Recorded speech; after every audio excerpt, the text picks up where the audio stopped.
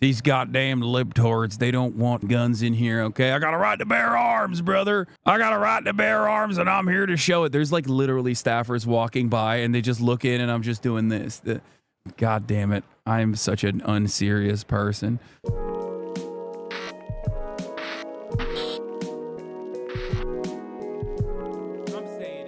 I obviously, I left before I could hear all the speeches. Like Sean Fain was speaking while we were leaving. We didn't really have any more battery left at that point. So we were just like, we had to run out. I tried to get home as quickly as possible, thinking that I could maybe continue streaming, but I couldn't. But, hopefully that's not going to be an issue next time around. Charlie Kirk got owned. All right. So let's take a look. Biden takes DNC stage to make case for Harris's presidency. The historic passing of the torch in the Democratic Party. President Joe Biden ended day one of the DNC by looking back at his more than 5-decade-long career and forward to Vice President Kamala Harris's official nomination in his ceremonial roll call. The vice president also made a surprise appearance last night. Tony, as you know, is leading our DNC coverage. He's in Chicago. Tony, how you holding up? Because we were on the air way past midnight last night. Yeah, the morning came extra early. Bro, it was nap time for everybody at that point. You know what I'm saying? Because the night was so long, some of our viewers may have fallen asleep, so we'll clue them into what they missed. Joe Biden's speech didn't start until after 11 p.m. and what was billed as a day one keynote spilled all the way into day two. 50 years in public life he covered. He was too young to be president when he started in public life, and now, as he joked from the stage, he's too old, apparently. But in addition to being a sort of goodbye, his speech was also a handoff to Kamala Harris, who got the loudest applause of the night by far. And all the other big speeches, from Congresswoman Alexandria Ocasio-Cortez to 2016 Democratic nominee Hillary Clinton, among many, many others, they all made the case for Harris as the one who, as Clinton put it, can finally break that highest and hardest glass ceiling. Now, one thing I will make note of that I personally appreciate is that Kamala Harris never talks about the glass ceiling. That's not even a point of consideration. It's very, in my opinion, it's an awesome thing to not pay attention to. It's an awesome, because it's a horrible, in my opinion, talking about the glass ceiling is a very silly way to try and do, political campaigning in general. Like, you're a politician. You need to create team loyalty with your policies. You can't just have team loyalty and demand team loyalty because you're just like a woman and other women are going to be excited that you're going to be the president or anything like that. Or at least it hasn't really worked in terms of political campaigning. It didn't work with Hillary Clinton in 2016. So I do appreciate that. As a matter of fact, I was listening to NPR Politics last night, and they were literally talking about how cool it is that, or how smart it is that Kamala Harris rarely ever brings that up at all. It's obvious that if she were to become president, she would be the first Indian president. She would be the first black female president. And obviously would shatter numerous glass ceilings or whatever. But like, it's good that she is, not using that as simply, what? You were doing what, bro? Hasanabi NPR podcast night? Yeah, that's what I was listening to. Yeah. They literally played the fight song after Hillary's speech. I know. Listen, it's just like, these people are libbed up, okay? I actually was talking to Donnie earlier when we were driving in here. We came in with CNN, which was pretty sick. And when I was talking to Donnie, one thing that we were talking about is like how out of touch the DC bubble is, because, and you'll see that he's doing a documentary on like Misinfo Nation is what it's called, I think. He's doing a documentary on like people online, like online commentators and whatnot in the space. But one thing that we talked about basically was that usually there is this like bubble in DC, right? And that how we were so oblivious to what was going on in the real world while we're here, okay? While we're here, while we're in this area, which is where news are happening, and you have all of these mainstream media outlets in one area, we unironically, this is the least in tune I am with what's going on in the world. Okay, when I'm in the heart of it, it's the one time where I'm just like completely oblivious to the real world and what the f is going on. It is a real bubble. And Donnie brought up the fact that that's how DC is, and it basically moved here for the week. And it's kind of interesting to think about. Like, these guys, I think, are very insulated from the reality overall. I think that this is how you stay in that bubble where you're constantly surrounded by other people who are like-minded and care about the same exact things. It's like pretty easy to just like lose sight of broader issues. Now, you say LA's a bubble, but you have to remember, I'm not in LA. I'm online, and I'm so locked into every little thing that is happening to the best of my ability as a human being. So for me, when I'm in LA, when I'm in my streaming setup, like I'm seeing literally everything that's going on. I have 50,000 people in here like constantly beaming me new things that are happening, micro changes that are occurring in the world in real time. So although online doesn't depict reality, like I feel that I am way more in tune with what the fuck is going on in the real world when I'm not not at the center of all of this stuff that's happening. You're on an island connected to the internet. Exactly. Just make sure to delete Twitter from your phone and get home. I know, I definitely will. I already hated it. I already hate Twitter. Can we talk about Trump calling Netanyahu, telling him not to accept the ceasefire? It's evil. Why can't he ask another world leader to keep killing people? First of all, is that what is there new reporting on that? But I literally was saying that, if you remember, I was... that's another lock if he did actually say that. But it was weird that they had a private phone conversation. That's like a violation of a... Anyway, a PBS anchor said it last night. Interesting. Dr. Al-Ansari, welcome. The Qatari mediators are also, they talked to ABC last night in depth, but I would like to see this this statement from PBS real quick. I just need to remind you guys, I do not have the gift of prophecy. I do not have the gift of prophecy at all. Okay? I'm simply just reacting to what I see in front of me and thinking about what has happened throughout history. And that is the only reason why it comes across like I am telling you things and then they keep happening. Okay? Just like this is the reason. This chatter is correct. Nixon campaign did it in 1968 with Vietnam. Reagan campaign did it in the 80s with Iran. Those are the two examples that I brought up for you guys. And that's the reason why I said this should be handled. This could be handled in a partisan manner. The issue of Israel is a partisan one right now. If you don't have the moral framework to recognize that genocide is immoral and wrong, you should still, at the very least, care about winning this election. And if you care about winning this election, then how the fuck are you going to let Trump run the table and link up with his loyal ally who will do his bidding? I said this literally at this point a month ago. Okay? Secretary of State Blinken is over there right now working with Netanyahu.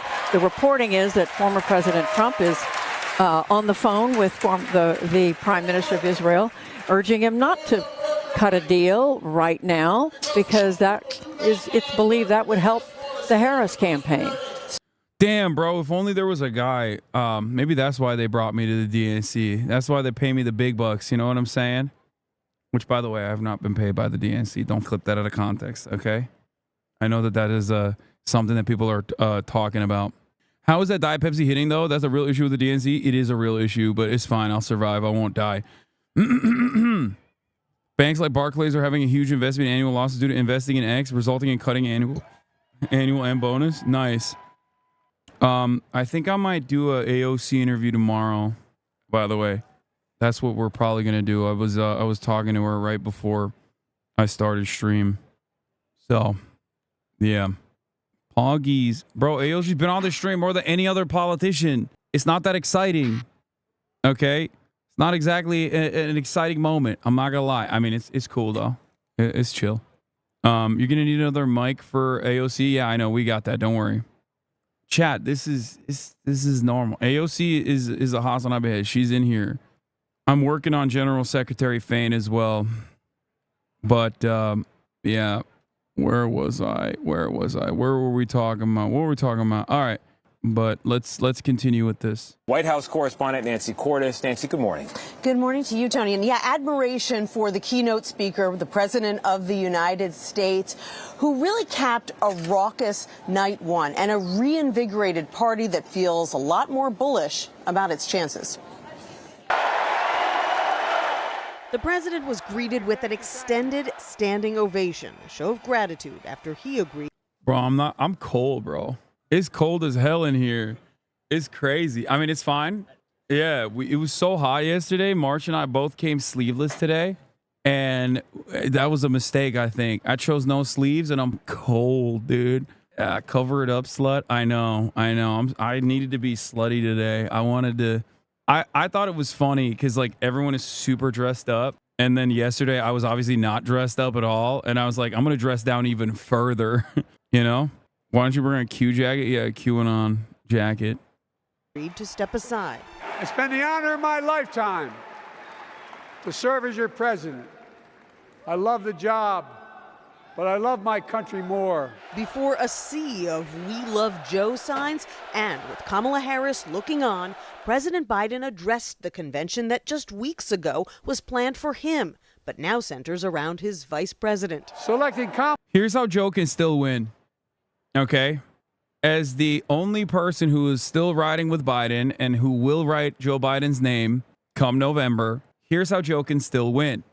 Okay, as you guys know, this is, there's 52,000 people in here. We're all riding strong. We're all in swing states, and we will all obviously be riding Joe Biden. I think they stole this from him. I think it was a coup d'etat. Okay, and I think that it's really fucked up. It's really fucked up that they're making him do a speech at his own funeral. Is really messed up. Where's the democratic process? 14 million votes. 14 million people voted for Joe Biden in the primaries. Just saying.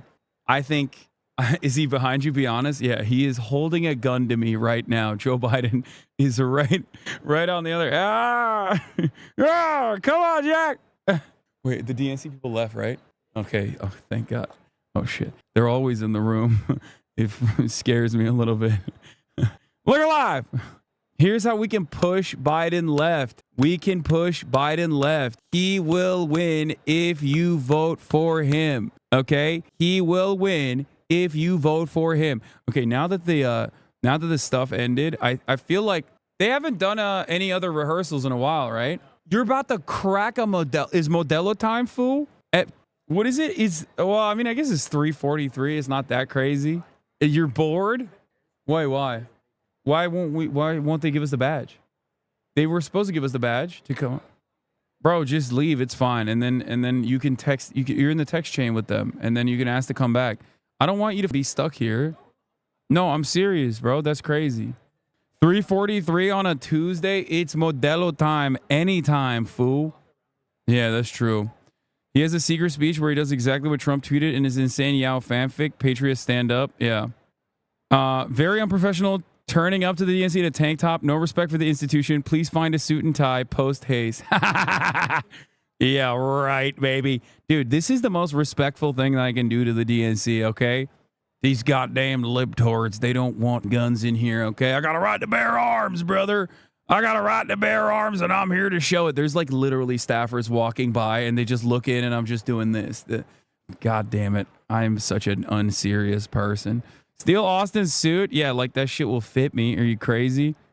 Yeah. Senator Gary Peters tells Kamala Harris to speak up on differing Gaza views. There are some differences, or at least a state. Significant Michigan and Middle East news. Gary Peters tells me VP should go public with her split with Biden on Gaza. I think she has differences, he said, adding, be who you are. Ask Peters if he'd convey that to Kamala. Yes, he said. Yep. Okay. There's a little bit of motion. I like it. A little bit of motion. New York Times reports a classified document approving Orange President Biden ordered American forces to prepare for possible coordinated nuclear confrontations with Russia, China, and North Korea. Jesus Christ. Holy moly. What is that? You brought a jacket? You're crazy. That's not... First, I don't think that's going to fit me. Yeah. You want to try? Here. Let's try it. They brought me a jean jacket. Let me see. Oh, it's your jean jacket. Wait, what size is this? Is your jean jacket?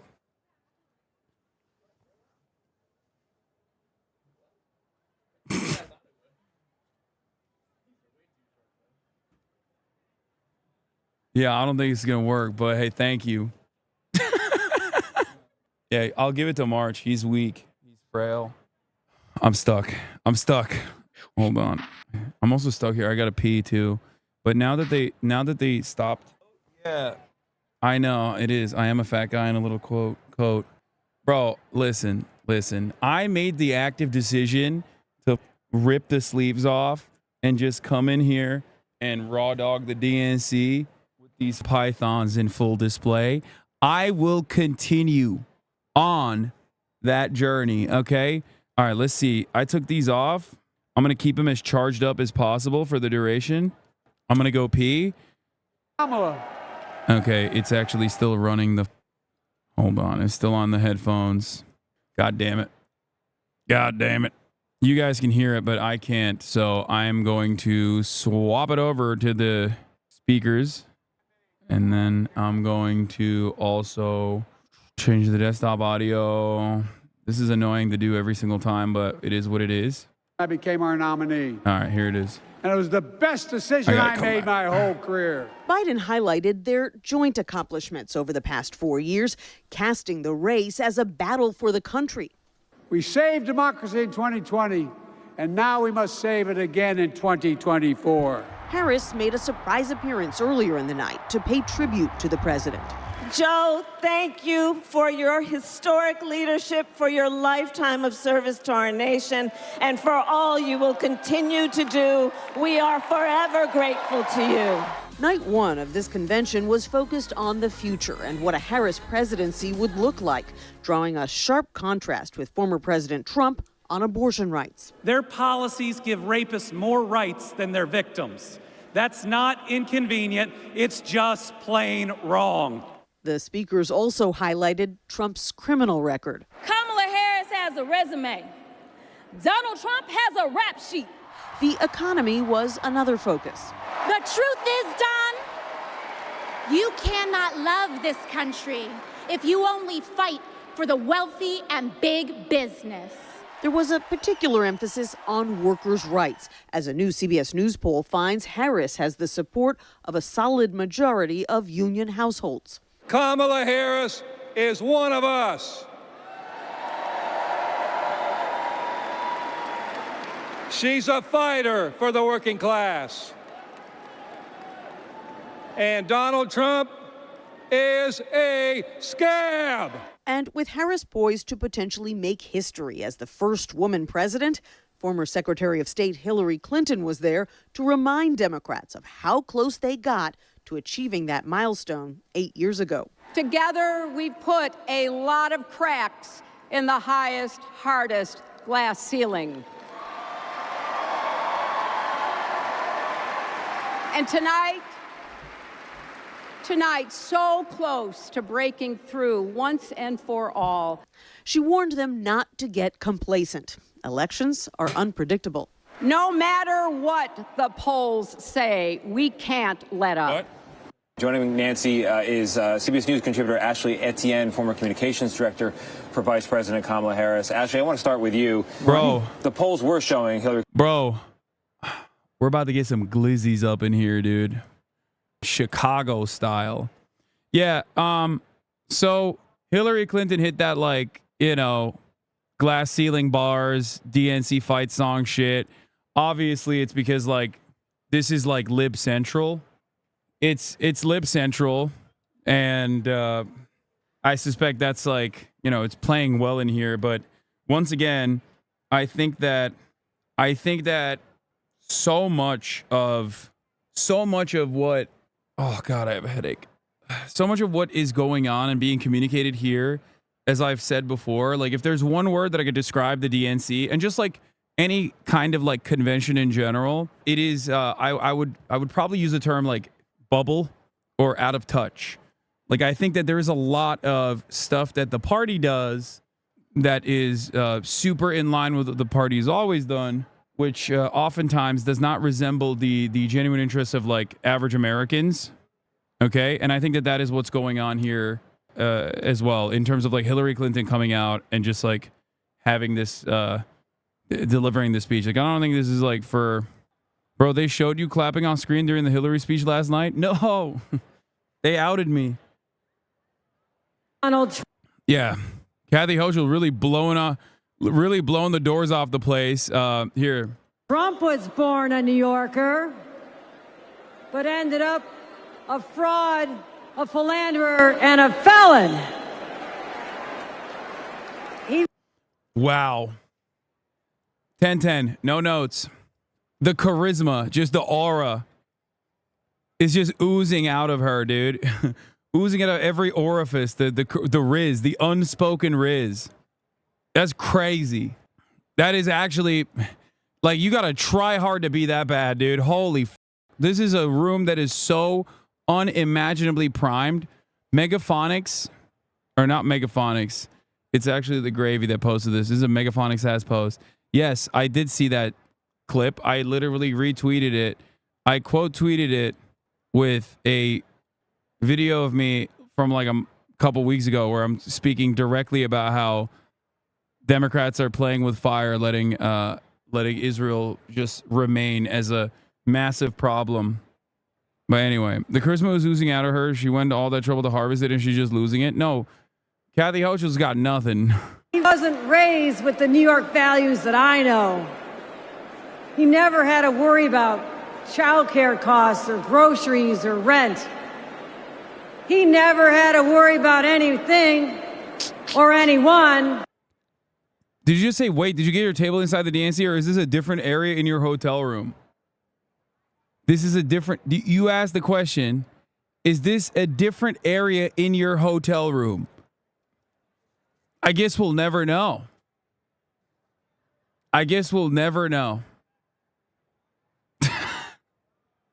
I will not be answering that question. I don't want to leak that it's actually a green screen with real-time, round-the-clock DNC audio being pumped in that we actually have to literally control, okay? Paid for by you guys at the top of the hour when I serve a 3-minute ad break. Because at the top of the hour, there's a 3-minute ad break, and when I serve that ad and you guys subscribe for $6 or for free with a Twitch Prime, right? In order to avoid said ads at the top of the hour, you end up paying for the engine that powers the stream that I can, in real time, pump in DNC audio into the stream alongside the green screen that is like being edited in real time as well. It's a real time green screen inside of my mansion that I purchased in Chicago. Yeah. So yeah, bro, it's 5 minutes before the hour. Yeah, I'm still at my house. It's a fake stream. The craziest part is when we go roaming. That's like the craziest part. The real-time editing in that one is crazy. I bought the whole last stadium. Here's the 3-minute ad break now, by the way. Only capable of buying out entire stadiums because of you, chatters at the top of the hour that subscribe. Mewtwo, thank you for the 5 tier 1 gifted subs. Marsh really stepped up the production. I know, it's crazy. When you're roaming, you're streaming from that big volume that Disney shoots all those Star Wars shows in. Yeah, it's the big blue room. Anyway, what's up? It's good. Everything is good. Austin living it up yesterday. What is this? Oh, she's devouring him. Oh, Texas is going blue. That's crazy. That's crazy. Any interviews lined up today? No, I don't think so. That makes sense because there's no way there's so many people wanting to come up and take pictures with you. They had to be paid actors. Oh, dude, why you got to out me like that? It is. Are you in a studio with other creators or is it private? No, this is supposed to be so the DNC has like slotted out different areas for content creators for Kamala. Okay. And because I'm like the top creator for Kamala, and not by size or anything, but simply by my like love for Kamala Harris, because I'm like the number one glazer, like Olympic level record holding glazer for Kamala, that I got to basically map out a corner of this entire area. It's like a box at the it's basically a box at the what is it, the convention place is like United Center, is that what it's called? Yeah, there's boxes up here for the media, and some of those boxes were allotted to the creators specifically, like the content creators. There's a bunch of them, and I basically stole like an entire area for myself. How are you there with guns? You're gonna get What? How are you there with guns out and gonna get changed into better fash later? No, this is it. This is what I'm wearing. All right, let's continue. Ahead back in 2016, so Democrats can't sit on where they are and think things are going to go well. Were they successful last night, even though they were late, even though the speeches were not short, in bringing the message to the public? Absolutely. The goal for last night was to tell the arc of the legacy, Joe Biden and Kamala Harris's legacy, from bringing us out of COVID to building the strongest economy in the nation, bipartisan legislation and successes, from guns to infrastructure. That was the goal. And the reason why is because his legacy is actually her legacy. So the president's telling White House staffers, we got to keep running through the tape. It doesn't just matter for the American people, but it matters to continue to bolster her candidacy. You know, politics is a human endeavor. That's why it's messy. It's possible there can be hurt feelings. Were there in the Joe Biden address? Joe Biden insisted in his address last night that there weren't. In fact, he was pretty blatant about it. He said, all these people who think that I'm still angry at Democratic leaders for pushing me out, well, I'm not. I care about my party more. Now, that's not what we've heard from some of our sources behind the scenes at the White House, but nevertheless, he's trying to make a public statement that he's putting that behind him and that he is full steam ahead in support of his vice president. You know, Ashley, it's remarkable that Kamala Harris is so famous and yet for many voters still unknown. And so part of the mission here is to fill in the blanks on her bio, who she is and what she stands for. What did you make of the speeches last night on that point? And can you take us ahead to tonight when the Obamas are going to be speaking? Sure, absolutely. CBS released a poll yesterday that showed there's a significant, sizable number of Americans who don't still yet know Kamala Harris. So the goal last night was to really unpack who she is, to tell her story. And what I know her to be is someone who sees people, has a heart and a compassion for people. So that was part of the objective. But the other part was to let the American people know that they can see themselves in her. She's from a middle-class background, child of immigrants, worked her way through college as a prosecutor who took on corporate greed on behalf of the American people. So that was the goal last night. They're going to keep telling that story throughout the rest of the convention, but beyond the convention, because that is more important than anything else, to let the people know why she's the right leader for this moment. So that's the point that Obama's going to drive tonight. Why is Kamala Harris the right leader for this moment? And the Obamas still very popular within the party. There are a lot of Democrats here who'd like to see them out on the campaign trail more. Yeah, and reproductive. Am I crazy in feeling like a big part of the thank you, Joe chants were unironic and from the perspective of thank fuck for finally stepping aside? I think some people are doing that, but you have to remember, this is the DNC. I think hella people that are here literally do love Joe Biden. Like, you have to remember something, like, these people, there's a lot of Glazers here, okay? There's a lot of people who unironically, there are a lot of people who unironically row with Biden. If there is a sum total of like 50,000 Americans who like literally were Biden dead enders, they're here right now, okay? We are in the epicenter of the Democratic Party's top loyalists, okay? There's obviously different people with different perspectives in here, but for the most part, if you're going to get a crowd of people to enthusiastically say we love Joe Biden, it's this group of people. That's the other side of this story, is that like the Democratic Party still values loyalty, right? Above all else. Loyalty to a fault, in my opinion. In this situation, it's loyalty to a fault. Like, you got that chick, the Gen Z for Change chick, like Olivia Giuliana or whatever. She's like one of the speakers of the DNC. Like, that person quite literally has zero political instinct and actual zero, like, she does not represent an actual constituency. There are no real 35 and under voters in the Democratic Party, in the Republican Party, doesn't matter. There are no real 35 and under voters that are legitimately going, I'm a Biden dead ender, as she was, and saying that like they don't care about Gaza, as she has been noticeably quiet, okay? And also simultaneously has wanted to get Josh Shapiro on in the VP slot. She didn't get any of those wishes, but it doesn't matter. The Democratic Party rewards loyalty to the party to a fault. That's what I'm saying. I guess the only other guy would have been the Midas touch guy potentially. So that is not a real Zoomer or someone who represents the interests of Zoomers. I think that is more so someone who Boomers hope Zoomers are like. Okay? Do you see what I mean?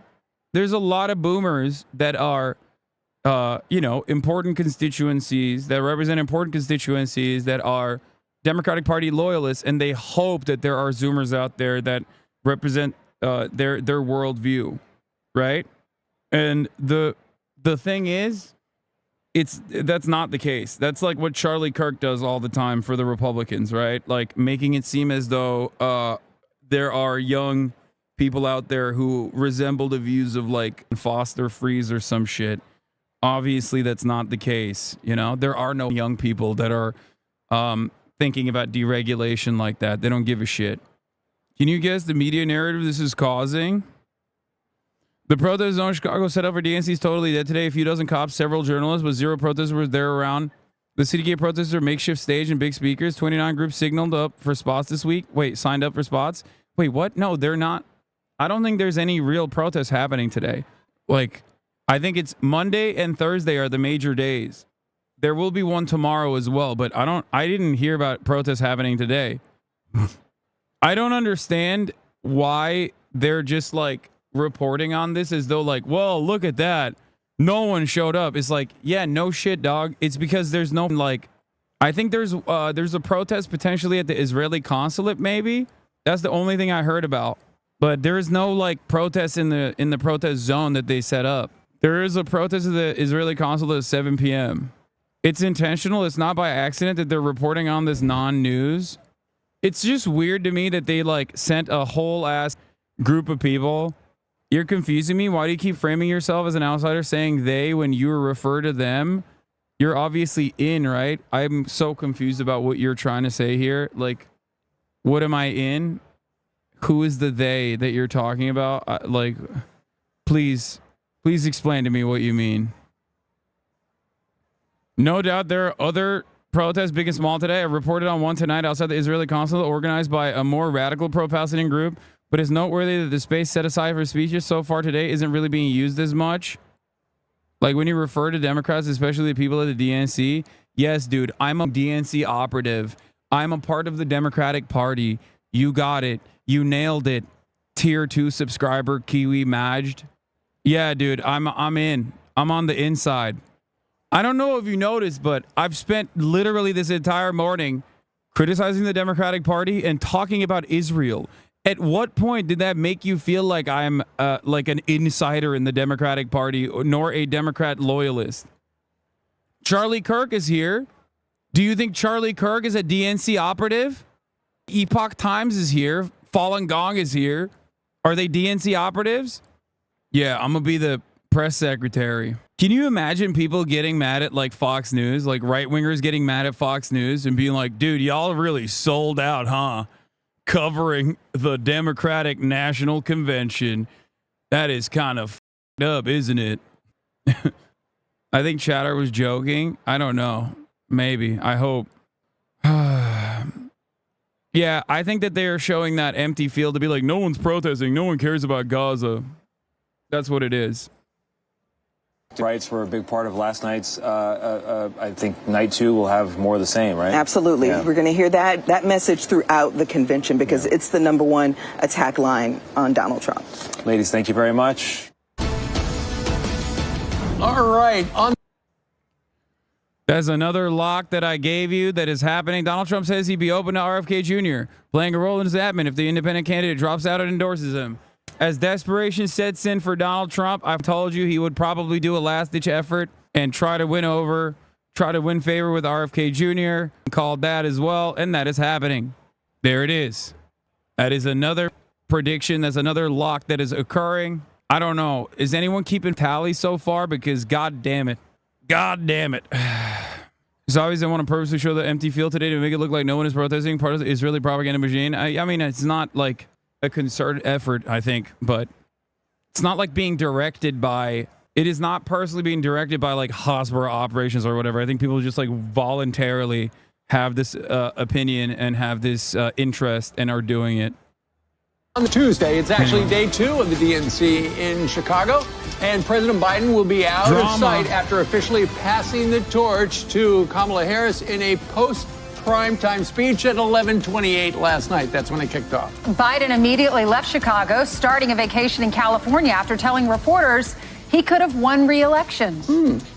I could barely make him out there. He's in his drop shadow.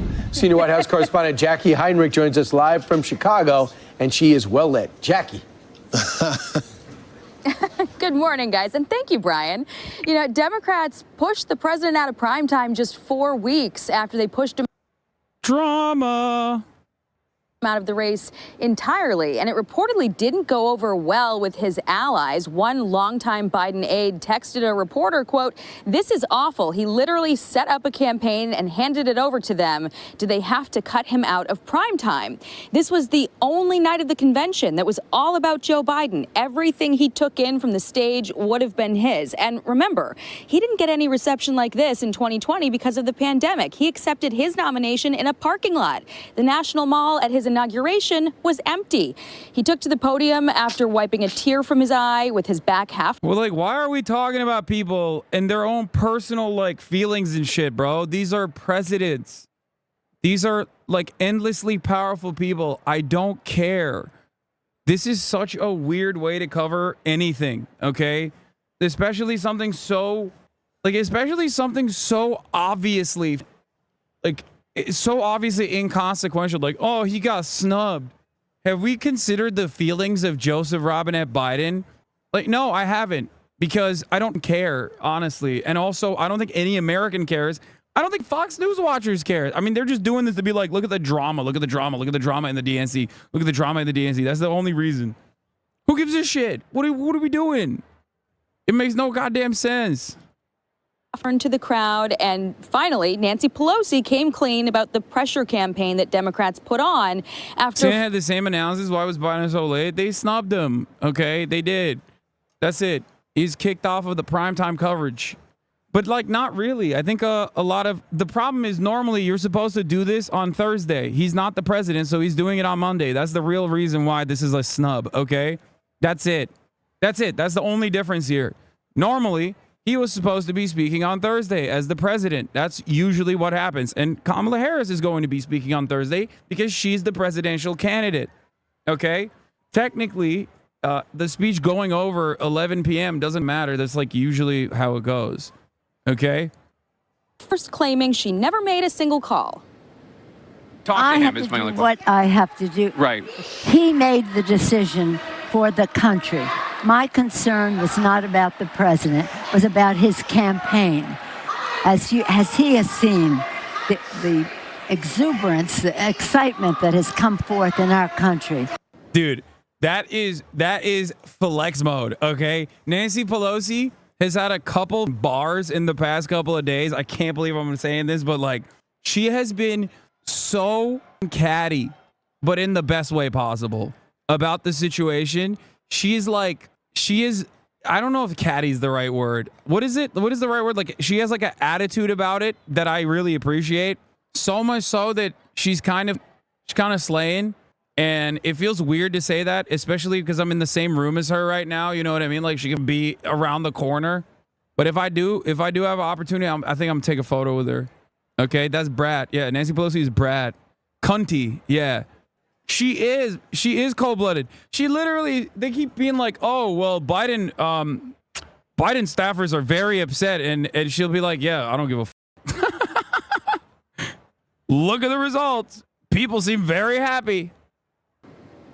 Biden says he has not spoken to Pelosi since he dropped out, but he came to realize what he needed to do, even though he still believes he could have won.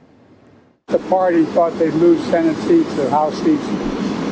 That would have been the topic you would have had to cover the entire remainder of the campaign. And it wasn't worth it. Well, you know, I always think you could have won. And if you go back and look at the numbers, we weren't that far behind. The Democrats are undeniably more energized with a new nominee, and Biden tried to give Harris plenty of credit in the speech that laid out what he sees as his legacy. Another prediction you made has hit the towers. Trump and Bibi shenanigans allegedly happening. Yeah, I already covered it. Yeah, I know. Story. I've made a lot of mistakes in my career, but I gave my best to you. For 50 years, like many of you, I've given my heart and soul to our nation.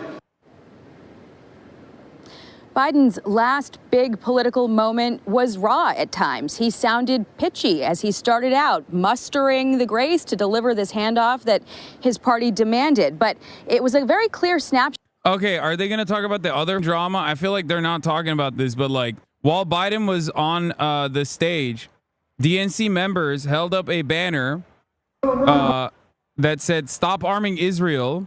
And the DNC delegates worked to block it with the "We Love Joe" and USA signs.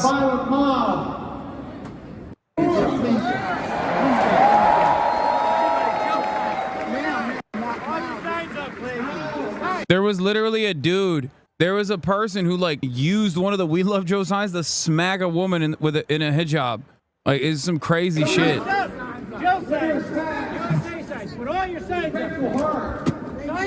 Wild moment overall. Like,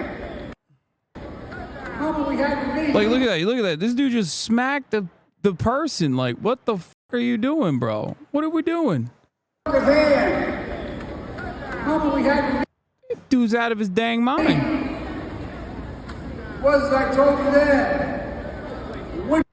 Anyway, I haven't seen a lot of coverage on that. I don't know what's going on there. I don't know why they didn't like really talk about it at all. Prem had a good angle on it apparently. Let's see. Yeah, they unfurled a banner that says "Stop Arming Israel." After audience sees the banner, they begin chanting "We Love Joe." Man tries to rip the banner away. Stadium lights over the spot and then dimmed, and the banner was ripped away. Impossibility. We're in the grip of a once-in-a-century pandemic. Historic joblessness. Calls for racial justice long overdue. Biden gave credit to the protesters yesterday, saying they had a point. I know. We're going to talk about what else he said afterwards, okay? He had an insane take after, though.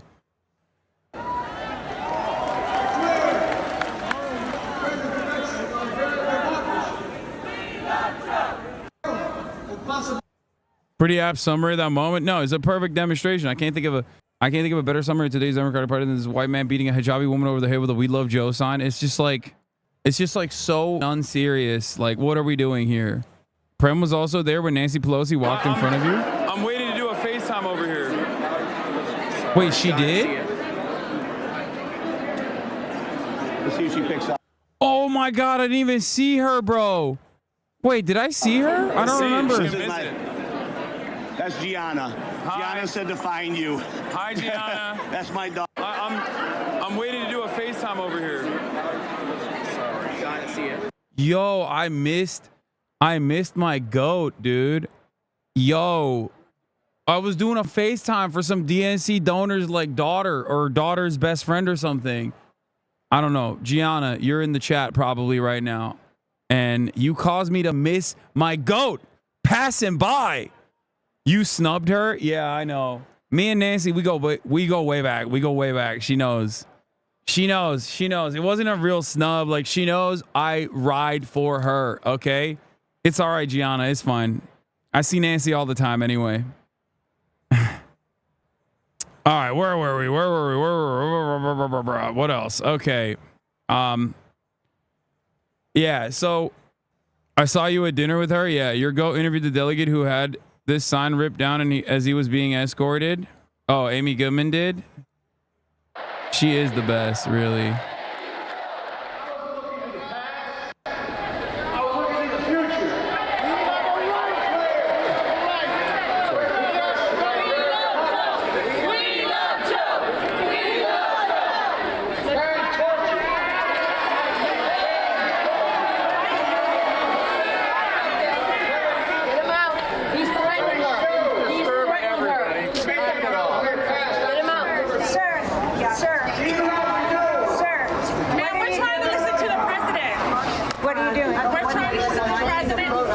I'm Gianna. That's my FaceTime. Sorry.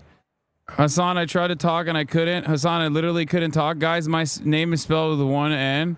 Yeah, you did it, Gianna. Because of you, I miss my goat, Nancy, but it's okay. All right. Me and her go way back. We have dinner all the time. It's fine. It's chill. I know that there's some motherfuckers in here who are going to take that seriously. Like, I know that there's at least like 100 people who heard me say that and went, I knew it. Like, I knew it. I thought your goat was Jeffries. Dude, oh God, I'm looking at like all the silly ass tweets on the timeline. What the Austin show has dinner with Paul Pelosi all the time. Yeah. Mega donor Hasan claiming he was invited as a creator for Kamala, but it really is because he donates millions to the DNC. Is true. I do donate. Oh shit. Why did I turn that off? Let's see this.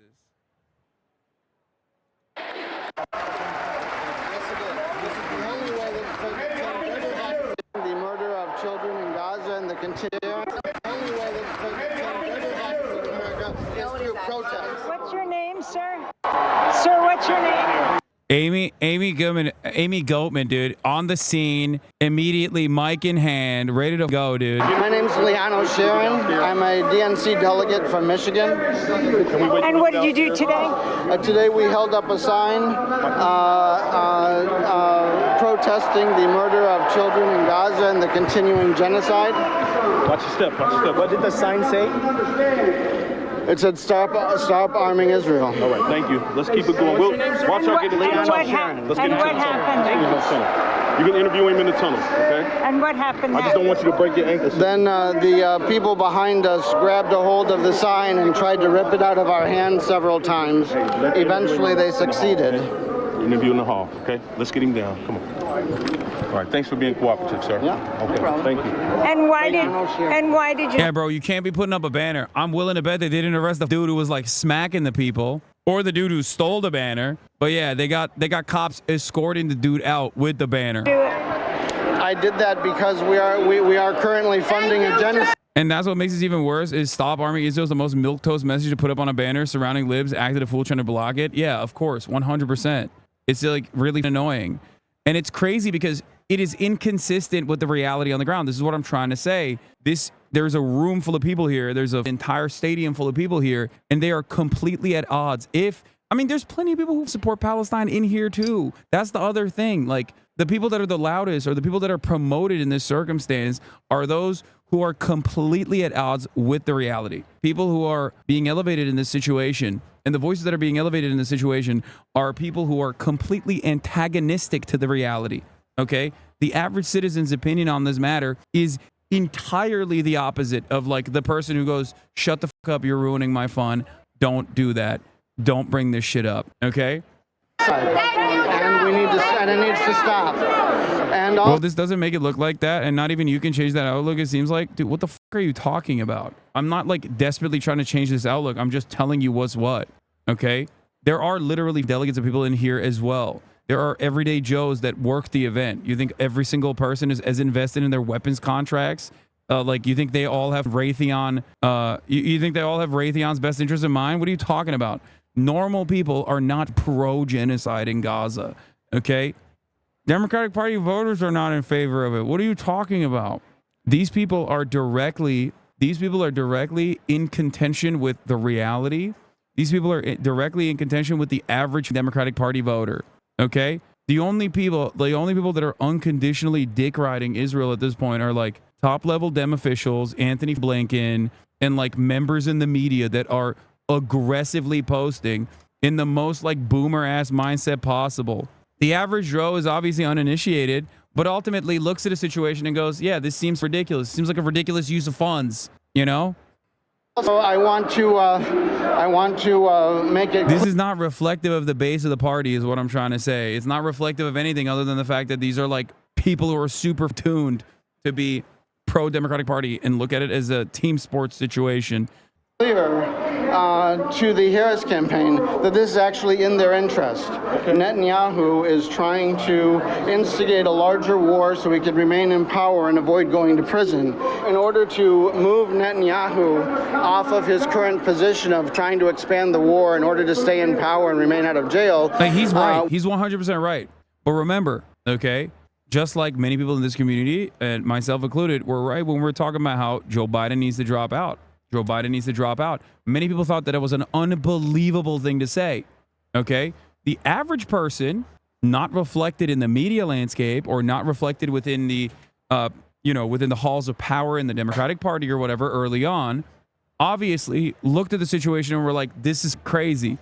Just like many people see the current situation, the current circumstance with the Democratic Party refusing to deal with Israel by putting weapons transfers on the table as a point of contention It's a point of leverage. Of course that, you know, them not doing that is a genuine weakness and a flaw for even their electoral chances. Okay? It's very stupid. Very, very stupid. Very dumb. Insane that being right too early about Gaza is literally 10 months into the genocide. I mean, it's not. It's at this point, it's not right too early. You know, these are people who are like willingly turning a blind eye to the realities. Okay. No, dude. I know most people don't give a shit. Okay. I know. I don't know what you're talking about. If you think that most people are like as primed and as tuned into this stuff as I am or you guys are, you're wrong. Yes, of course, most people don't give a shit. Having said that, however, you're absolutely out of your mind if there is a single person out there who is like ready to vote for the Democratic Party that's just going, the only way I vote for the Democratic Party is if they continue Israel's genocide. That is not a real human being. That person does not exist on the planet. There are, however, very real people in the tens of thousands that quite literally are like, I'm not going to vote for the Democratic Party unless they stop this genocide. Okay? Now, those numbers might not be significant enough overall because of all of the other factors at play in terms of how Americans make this consideration, make this choice when they're going out and voting in November. Having said that, however, why are you leaving that on the table if it's a close race? That's number one. And number two, more importantly than that, from an electoral calculation, more importantly than even those like tens of thousands of voters, maybe hundreds of thousands of voters in Michigan, for example, is the glaringly obvious problem that not restraining Israel represents for the Democratic Party's electoral chances come November, because Benjamin Netanyahu is just basically sitting there in a room with a loaded goddamn gun, and you have the opportunity to be like, I'm taking that gun away. Okay? And if you don't do that, he is absolutely going to use it at the worst possible moment and completely fuck up your chances of winning this election. Okay? That's it. Like, I can make the morality argument till the cows come home. Clearly, nobody gives a shit about that. But there's also an argument here for electoral considerations. There's an argument here for the Democratic Party ensuring that, one, it's a win-win, ensuring that, one, they pick up even more voters, and two, on top of that, eliminate a possible spoiler. No. Oh, no. Okay, we're back. I don't know what the fuck happened. I don't know what happened. I don't know why it just like lasered my shit. That was weird. Anyway, I have to pee. Are you still on the mobile hotspot? No. Craters are trickling into this room right now as well, but I'm going to run it right now. I'm going to run the setup. Of the reality in politics, you have a lot of friends until you're no longer useful to them. Which is crazy. I'm leaving it That's like right. next to So Jackie, last week we were talking a little bit about how David Plouffe was coming in to join the campaign and stuff like that. There seemed to be an internal power struggle in between the campaign and the White House in Wilmington and everything else. Have they worked that out, or are the long knives still out?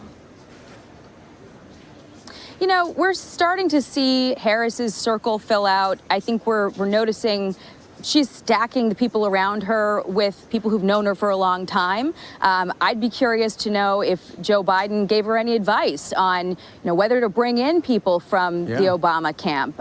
Some people who were in his inner circle are no longer in the inner circle. You heard Anita Dunn yesterday say that we weren't going to hear any legacy talk from Joe. It seems like she didn't really get a preview of his speech. Right. And just 4 weeks ago, she was in the room with him every night. So after that pressure campaign built up, I really wonder what advice the president gave to Harris as she tries to build her own team, guys. Right. He's kind of merging everything. I don't know how long she keeps it in Delaware. There's no reason for it to be in Delaware, right? None. Except it would just take a long time to call Mayflower moving and move them to someplace else. The jobs are based there, though. Or make it an open bid. It doesn't have to be Mayflower. It could be anybody. A lot of people are saying, thank you so much, Jackie. A lot of people are talking about how it was intentional that they put Joe Biden in so late last night. I was like, my gosh, how much longer am I going to have to stay awake? Because I wanted to see it all. You know, we could wake up in the morning and watch it. What did you see at the bottom of the screen that put you over the top? I was flipping around the channels and it said, coming up next, Chris Coons. I'm like, why? And then Raphael Warnock. What? Well, I want to see Jill Biden. I want to see I want to see Joe Biden, and then I want to go to bed. But well, the thing is, yeah, what I did is just watch the replay. I got to get you a VCR. I should have done that. I'm doing that. I got to get some sleep tonight. But I would add this. It looks like they cut James Taylor out. They cut Debbie Wasserman Schultz and somebody else out. It still went long. I mean, if you look at their platform with all the mentions of re-election of Joe Biden, how many, 19? And then they realized they had these speakers with no discipline at all. I guess that's not unique to the Democratic Convention, but we got spoiled last month.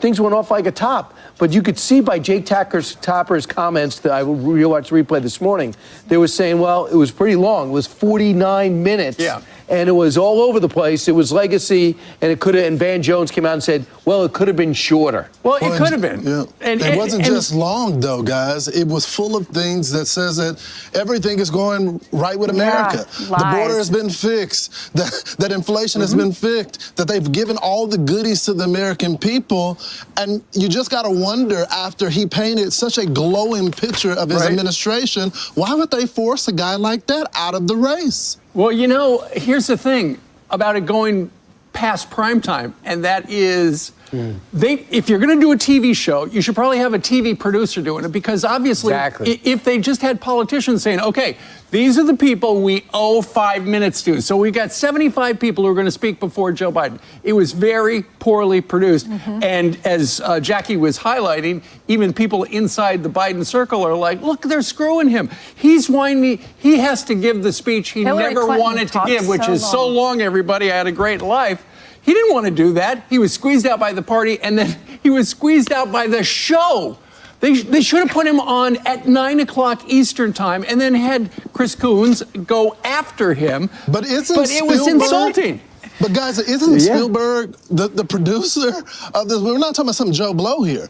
He's supposed to be a really good producer here. So he's a movie producer. It was a long movie. Bring in Ron Howard. I'm sorry I had to come to this. I'm Steve Ducey. I'm Brian Kilmeade. And I'm Ainsley Earhart. And click here to subscribe to the Fox News YouTube page to catch our hottest interviews and Anyway, me first, Brian. Bro, we're about to review the DNC food, okay? We got some spinach enchilada. Marsh looked at it, and he was like, I can't believe they're doing this to me again. Oh. I'm double glizzed up. On a Tuesday. Oh, shit. We got the creators for Kamala napkins. Creators for Kamala Nappy. All the money for food went to Israel instead. Yeah. Thank you, Chicago, for your AOC class back at Republicans that who tell her to return to bartending. energy. Thank you, Kamala Harris and Tim Walz, for your vision.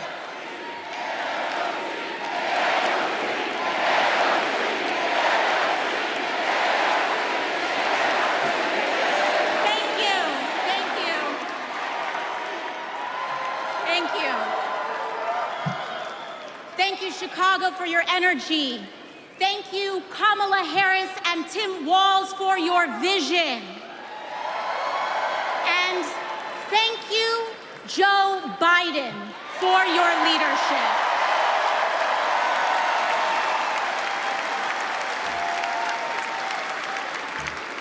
You know, 6 years ago... Is that ketchup on a glizzy in Chicago? Bro, I will literally throw hands, okay? What the fuck am I supposed to put on a goddamn hot dog if not ketchup and mustard? No ketchup? Yeah, ain't no way that's happening, okay? What are people doing in Chicago? You're gonna get banned from stepping foot in Chicago? Mustard and relish? No. Pritzker, get control of your state, bro. Listen, he snubbed me, okay? I'll put whatever the fuck I want on this goddamn hot dog. He's too busy chopping it up with a Daily Show. You're fine. Midwesterners are heathens. Yeah, it's so crazy. Yellow mustard only, or they get really brother-in-law about it. Ketchup does not belong on a hot dog. Just ask Obama. Yeah, that's crazy. Okay, that's madness. I can't believe this is a real point of contention. Y'all are crazy. Ketchup is for kids. I don't go. Anyway, rate the glizzy. I mean, it's not bad. The buns have poppy seeds on them. I don't know why, but it's not the worst. We put cream cheese and ketchup on our glizzies in Seattle. Okay, that's a little freakish too. A hot dog so basic, condiments is all you have when it comes to them. Yeah, it's a basic. That's the beauty of the hot dog, man. That's the beauty of the dog. It's basic as. All right, let's keep watching AOC. I'm taking omelet orders as a waitress in New York City. I didn't have health insurance.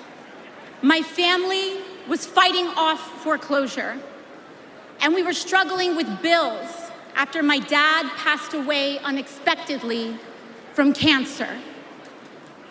Like millions of Americans, we were just looking for an honest shake. And we were tired of a cynical politics that seemed blind to the realities of working people. It was then, only through the miracles of democracy and community, that the good people of the Bronx and Queens chose someone like me to elect them in Congress.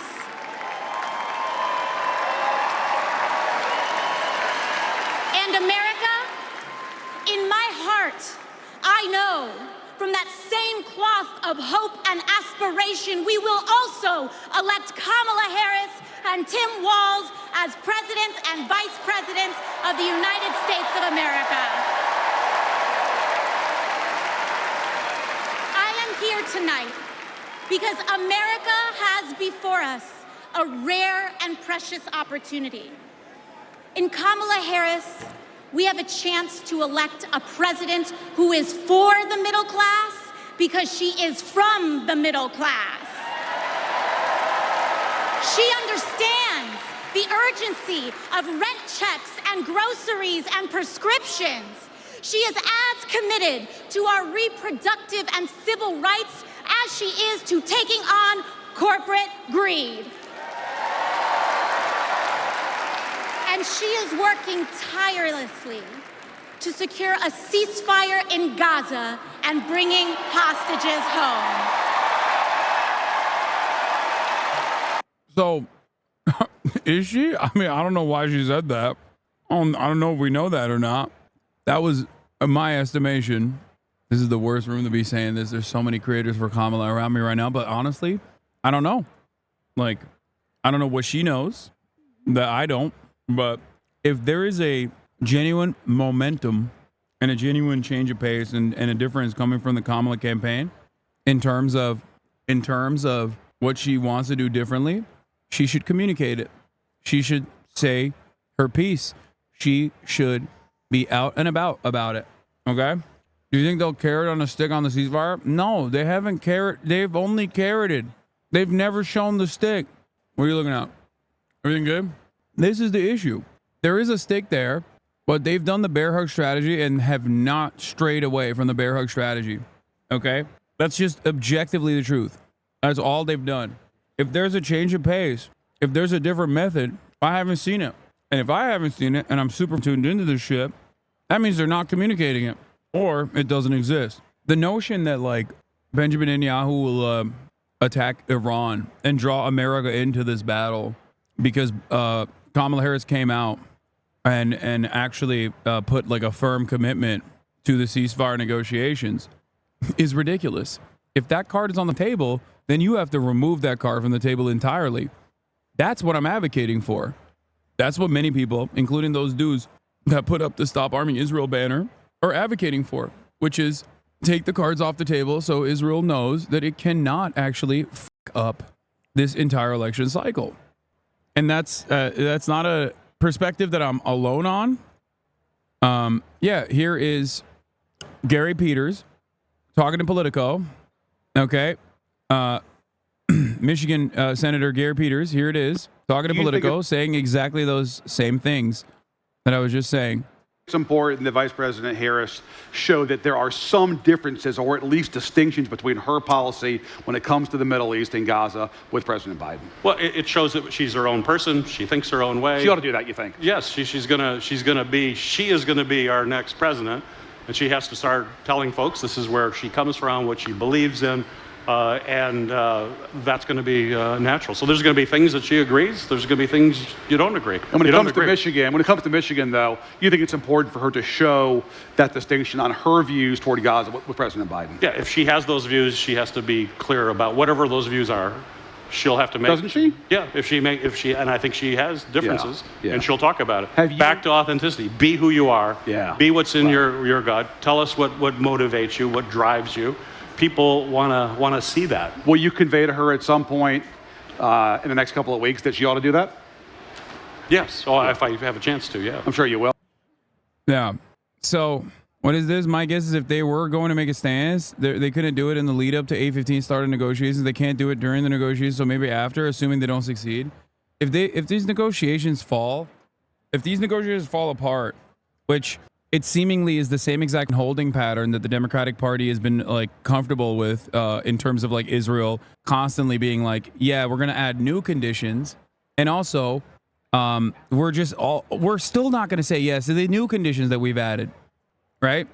If that's the case, then the negotiations are going to fail, and then Iran is going to inevitably retaliate. If Iran inevitably retaliates, it is entirely in Israel's hands to respond in kind, or obviously respond with an escalation, because it won't just be Iran retaliating. It's going to be Lebanon.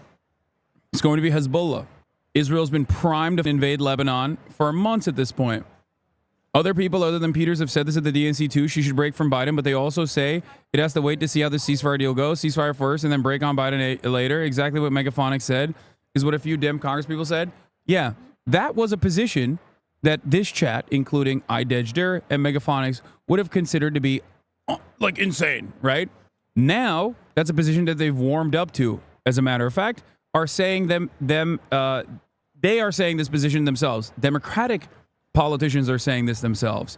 How do we get here? Because people are still actively pushing for it. So obviously, people should keep pushing, and this distinction should happen sooner rather than later, especially while the negotiations are still happening. Except that's what Blinken is doing. That's what Anthony Blinken is doing. This is something that I wanted to talk about. A bunch of people came up to me and asked me about Anthony Blinken, saying that it was actually Israel that said yes to this proposal and Hamas had actually been sullying it again. And my immediate reaction was, I don't even know anything going on about the proposal, but I do not trust Anthony Blinken because he has a history of doing exactly this, just lying at the behest of Israel. Okay? Precisely what he has done, precisely what he continues to do. Just straight up, no other way to look at this, just openly lying to the media, lying to the Western press, specifically at the behest of Israel, outflanking Israel at times, outflanking the Israeli officials to a degree that even yesterday, according to Axios reporting, last night after Anthony Blinken came out and said Israel actually agreed to the terms and conditions of the ceasefire, which they had actually tried to manipulate and change the terms and conditions on, which Hamas said no to because obviously it's not the same ceasefire process that they originally put forward in March and reiterated their commitment to time and time again. Anthony Blinken just came out and just openly lied, okay? Blinken is literally just Netanyahu's personal lawyer. He will go against the Israeli officials to defend Netanyahu. Exactly. It's just crazy. It is so ridiculous. And guess what? There is actually an impact in Western media to this because of how consistently he has done this, because he did this over and over again. This is not the first time, not the second time, nor is it the fourth time that Anthony Blinken has outflanked Israeli officials and like routinely lied to Western media about how this is actually Hamas that's sullying the deal. It's actually Israel that is agreeing to this proposal, blah, blah, blah. So much so that even on NPR, so much so that even on NPR earlier this morning, they said something that I've never, they just dropped the glizzy thing. Okay, calm down. It's fine.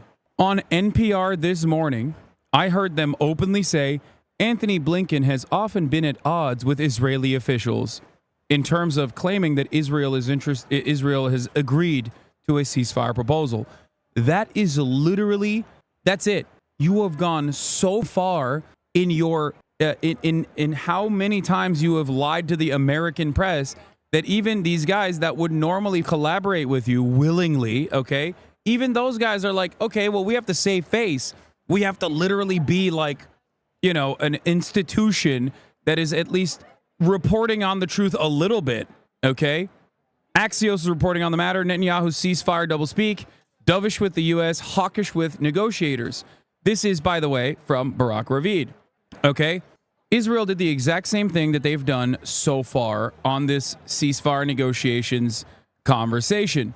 They went into they went up to the table and they said, "Oh, that ceasefire proposal that you put forward, okay? That ceasefire proposal that you put forward, guess what? We actually want to add new conditions onto that ceasefire proposal that you said was our proposal." Those conditions obviously completely destroy the ceasefire narrative in general. You cannot have a ceasefire without ceasing fire, right? He has shown no signs of dialing back the metric ton of munitions he's dumping onto Gaza, okay? But beyond that, here's the Axios reporting summarization.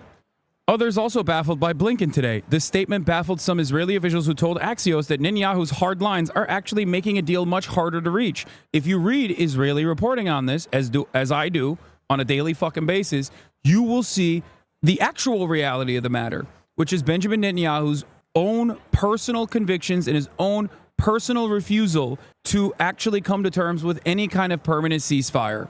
Okay?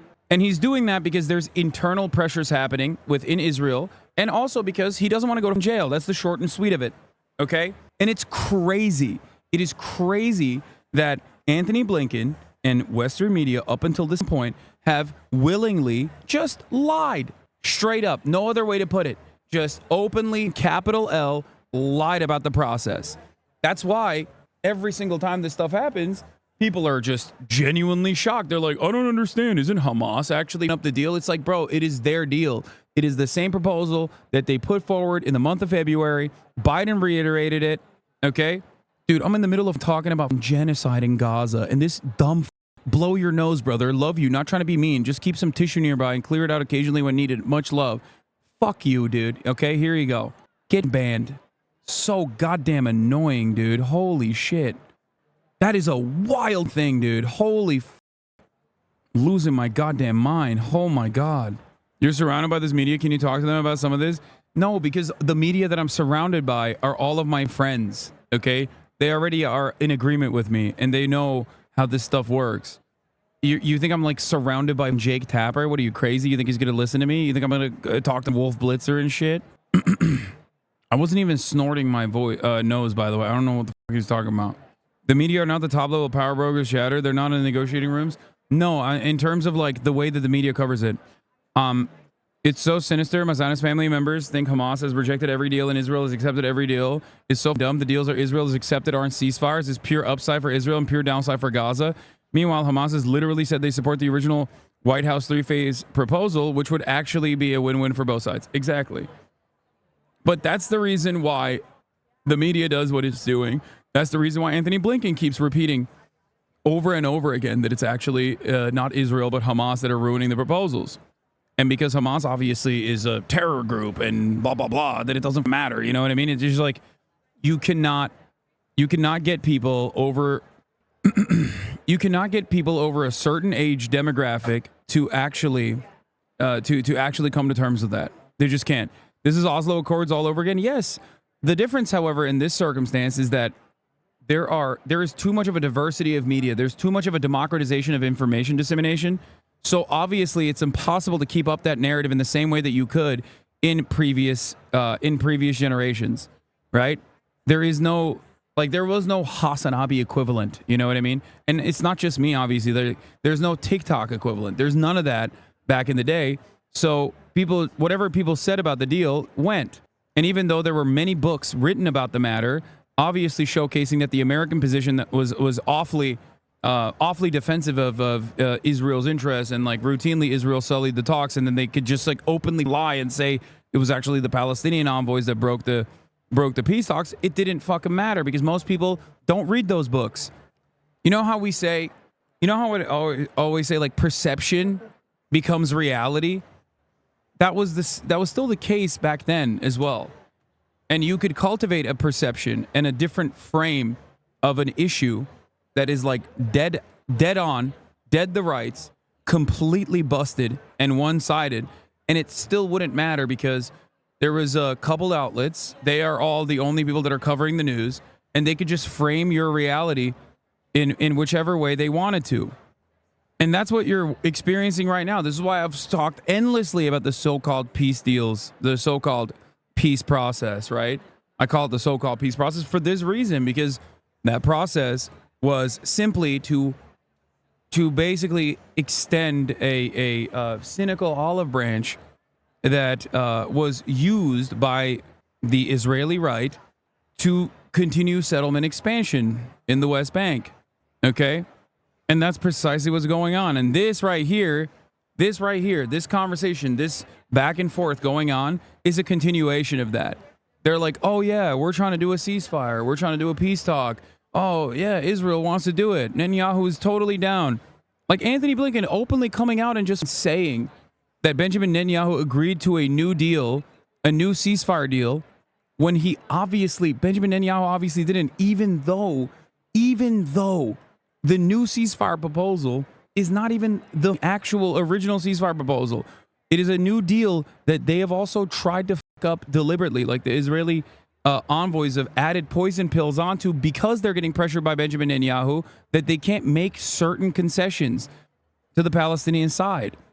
The Philadelphia corridor, the Netzarim corridor, these are areas that are currently occupied by the Israeli occupying force. These areas need to be cleared of Israeli occupying force. That is a major point of contention with Benjamin Netanyahu. He's like, no, we're going to have permanent occupation in the literal Rafah border with Egypt. That's ridiculous.